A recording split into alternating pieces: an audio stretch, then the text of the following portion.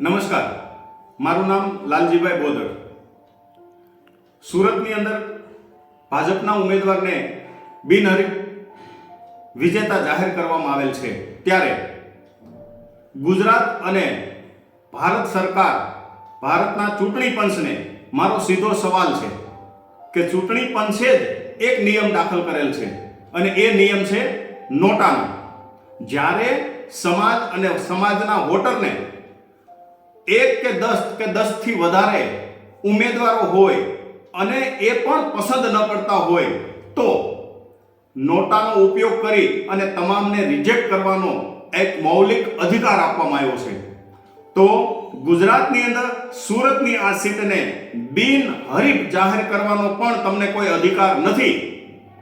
ચૂંટણી પંચને મારી વિનંતી છે કે સુરતની અંદર હજી પણ સમય છે.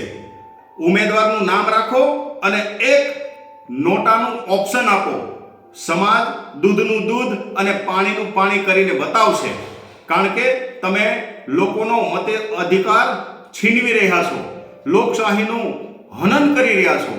જો ચૂંટણી પંચ ખરેખર નીતિમત્તાને માનતી હોય, આ સાંપ્રત સરકાર નીતિમત્તાને માનતી હોય, આ દેશનો વિકાસ માનતી હોય, તો આ દેશના લોકોને મત દેવાનો અધિકાર પણ તમારે આપવો જોઈએ.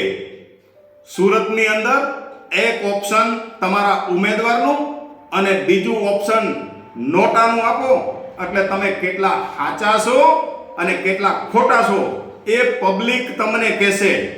તમે મનમાં ને મનમાં વિજેતા જાહેર કરી દો. આ લોકશાહીને ખતમ કરવાનું કૃત્ય તમારું નહીં ચાલે. ચૂંટણી પંચને મારી અપીલ છે, વિનંતી છે, અને તમારો જ બનાવેલો નિયમ તમે કેમ તોડો છો એનો મારો સીધો સવાલ છે. સુરતની અંદર હજી સમય છે. ચૂંટણી ડિક્લેર કરો, એક ઉમેદવાર અને સામે નોટાનું ઓપ્શન આપી અને સમાજને વોટિંગ કરવાનો મોકો આપો. મારું નામ લાલજીભાઈ બોદર છે. હું વીરો કે વીર ઇન્ડિયન પાર્ટીનો રાષ્ટ્રીય અધ્યક્ષ છું.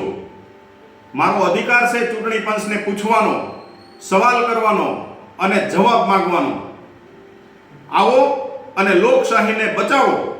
લોકોને પણ કહું છું કે જેને ભાજપ પસંદ હોય એને માટે તો વાંધો નથી, પણ આજે જે લોકોને પોતાનો મતાધિકારનો ઉપયોગ કરવો છે એના માટે નોટાનું ઓપ્શન આપી ચૂંટણી પંચ પોતાની નૈતિકતા સાબિત કરે.